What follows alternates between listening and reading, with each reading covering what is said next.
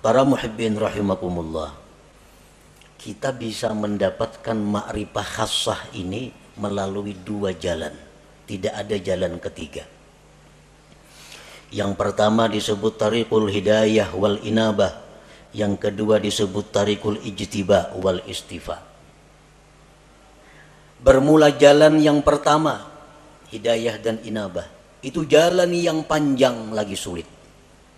Panjang lagi sulit. Arti panjang tuh mungkin 10, 20, 30 tahun kita menjalani hanyar tarasai.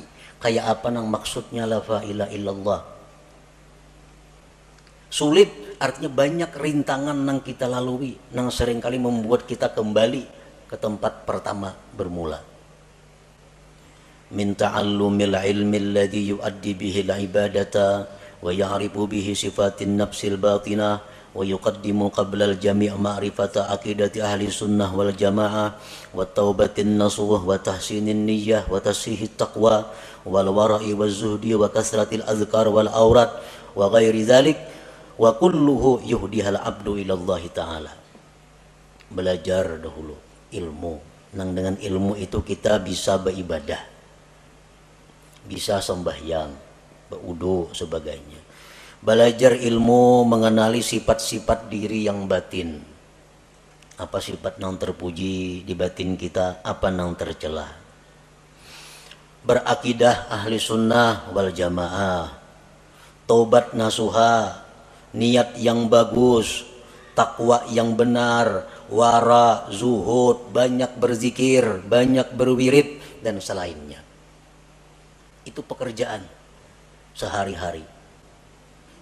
Ada yang 10.000 zikirnya sehari.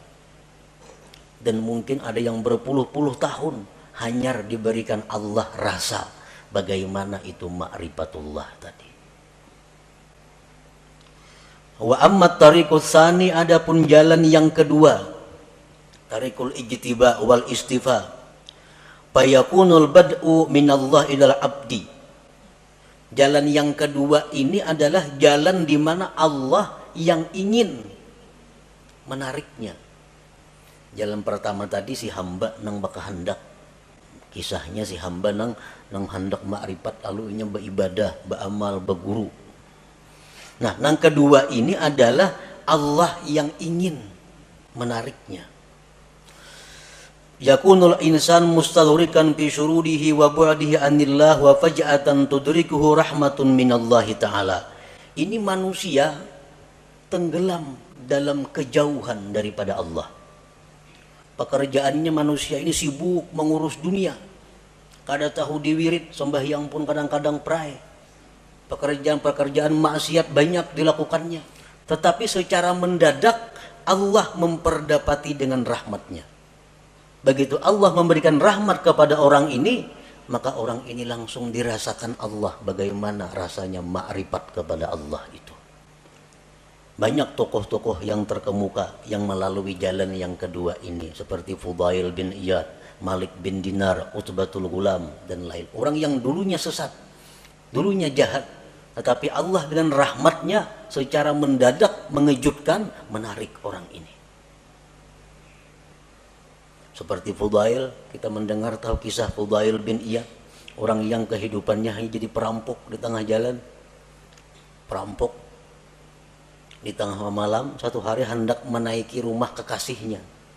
Begitu naik ke rumah kekasihnya, mendengar ada orang mengaji Al-Quran yang ayatnya alam ya'ni lilladzina amanu an takhsha'a qulubuhum li dzikrillah.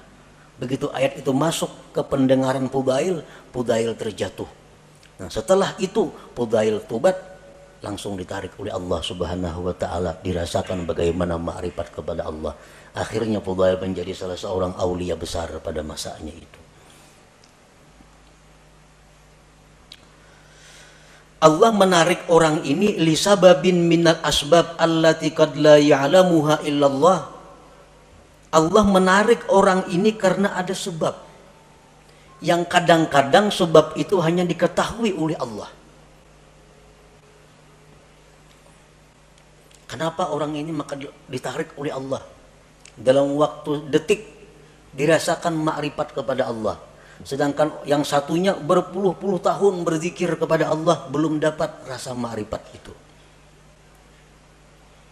Nah, jalan yang kedua ini disebut tarikul ijtiba wal istifa. Nah, para muhibbin rahimakumullah, ada beberapa sebab yang dengan sebab itu ada kemungkinan satu saat ditarik oleh Allah manusia ini, walaupun dia dalam keadaan bergelimang dengan dosa.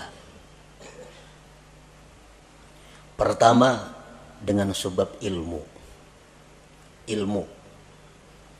Orang ini pada dahulu mengaji sekolah pesantren, ke majelis taklim, bertahun-tahun udah mengaji demikian, pesantren tamat sekolah, timbul ke kampung bulik buntat, nah, minum arak, berjudi, berzina, pekerjaan. Nah, tamatan pesantren nih. Nah, orang seperti ini pada akhirnya satu saat ada kemungkinan ditarik oleh Allah dengan cara seperti tadi, berkat ilmu yang dia pelajari selama sekian tahun dahulu kala itu. Nah, bisa kena orang ini jatuh sakit, nah, sadar, insaf, dirasakan oleh Allah bagaimana orang yang makrifat kepada Allah itu. Nah, sebab ilmu. Jadi menuntut ilmu ini kada ada ruginya, tak amalakan kah, kada kah. Pokoknya bila berilmu tuh ada keuntungan. Ada keuntungan. Yang kedua, as-sakha, pemurah. Orang ini macam-macam maksiat dilakukannya, tapi pemurah. Pemurah itu dalam arti agama lain dengan arti adat.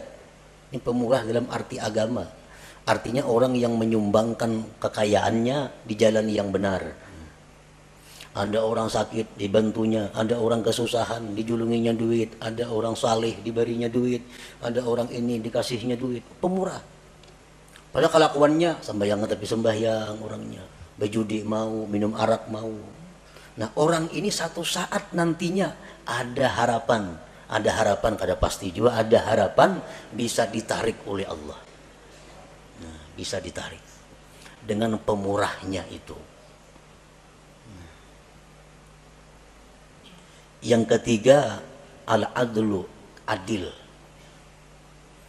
Nah, ini seorang pejabat ini bergelimang dengan dosa, macam-macam dosa dilakukannya, tetapi satu orang ini dia adil. Sewaktu ia menjabat, di matanya sama, semua adalah rakyat, baik anaknya, baik bininya, mintuhanya, iparnya, kamanakannya, semuaan rakyat sama. Kadang-kadang mesti diutamakannya. Oh, panggil ini minantuku utamakan, kadang-kadang ini ipar, kadang-kadang semuaan rata di matanya rakyatnya. Nah, orang ini waktu menjabat adil. Padahal kelakuan lain-lain banyak maksiat dilakukannya. Nah, berkat inya adil sewaktu menjabat itu, orang ini ada harapan suatu saat akan ditarik oleh Allah, dirasakan bagainya kepadanya ma'rifatullah itu. Rasulullah sallallahu alaihi wasallam bersabda, tajawazu an dzambis sakhi wa zallatil alim wa satwatis sultanil adil fa innallaha akhadha bi yadihim kullama asara asirun minhum, akhrajahul khatib. Ujar Nabi kita, maafkanlah kesalahan orang-orang alim, orang-orang pemurah, raja-raja, penguasa-penguasa yang adil itu. Karena Allah memegang tangan mereka. Bila mereka tergelincir, Allah yang akan menarik mereka.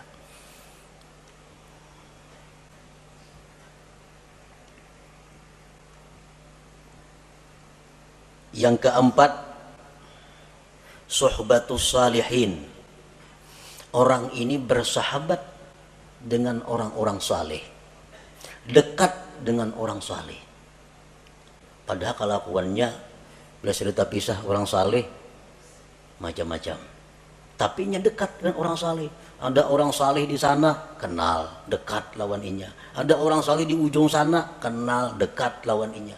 Pokoknya di mana orang-orang saleh dicarinya, didekatinya. Padahal kelakuannya orang nih macam-macam maksiat diperbuatnya. Tapi kalau urusan orang saleh, wahnya paling dekat sudah. Nah, orang ini satu saat nanti bisa ditarik oleh Allah untuk dirasakan bagaimana ma'rifatullah itu. Rasulullah SAW bersabda, "Al-mar'u ala dini khalilih." Seseorang itu atas agama orang yang dikasihinya. Waqad qil, dikatakan orang, "Man sahibal akhyar ja'alahullah minal akhyar wa in kana minal asrar."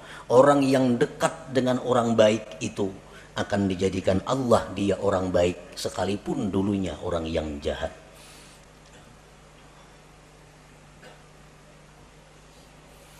Yang kelima, mahabbatus salihin, cinta kepada orang-orang saleh atau dicintai oleh orang saleh. Inya ini katuju lawan orang-orang baik, hormat lawan orang-orang baik, cinta lawan orang-orang baik. Atau orang ini kada tahu manahu, cuma orang-orang saleh katuju lawan inya. Nah, orang-orang ahli zikir katuju lawan inya, orang-orang ahli salawat katuju lawan inya itu, dikatujui oleh orang-orang baik. Nah, maka orang itu ada harapan nantinya akan ditarik oleh Allah Subhanahu wa ta'ala. Selanjutnya lagi, kasratus salah ala Nabi sallallahu alaihi wasallam, banyak bersalawat lawan Nabi. Orang ini pemabuk, penzina, penjudi, tapi dalail seminggu sehatam. Mulut habsi kemana terdengar datanginya, katuju kisah-kisah Nabi, katuju, tapi maksiat jalan terus juga. Salawat selalu dibacanya. Nah, orang seperti ini ada juga harapan satu saat lainnya dikembalikan oleh Allah, ditarik dan dirasakan ma'rifatullah itu. Di antara sebabnya lagi, nasabun thayyib, keturunan yang baik. Aba'u sulaha, abah-abah kaki nenek orang-orang saleh. Datuknya ke abah hari orang wali, nampak ke atas pada datuk lagi. Yang 7 turun sudah orang wali bahari sidin itu.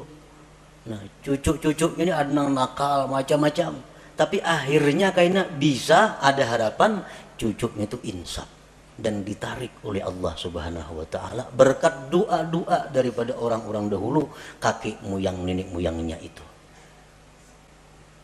Nah, jadi itu bagian daripada sebab-sebab yang dengan sebab itu Allah menarik seseorang ini menjadi kekasihnya dan dirasakannya bagaimana ma'rifat kepada Allah Subhanahu wa ta'ala itu. Nah, para muhibbin rahimakumullah, setiap manusia yang beriman kepada Allah dan mempunyai keinginan yang tinggi, kehormatan yang tinggi, dia pasti ingin mendapatkan yang disebut ma'rifatullah itu. Bagaimanapun kelezatan yang ada di dalam dunia, bagaimanapun ada kemewahan yang ada dalam dunia, bagaimanapun keindahan yang ada dalam dunia, kalau seseorang itu sudah merasakan bagaimana ma'rifatullah, ma'rifat kepada Allah itu, maka semuanya akan hilang. Kada akan bisa dibanding dengan bagaimana indahnya, lezatnya, bahagianya orang yang ma'rifat dengan Allah itu.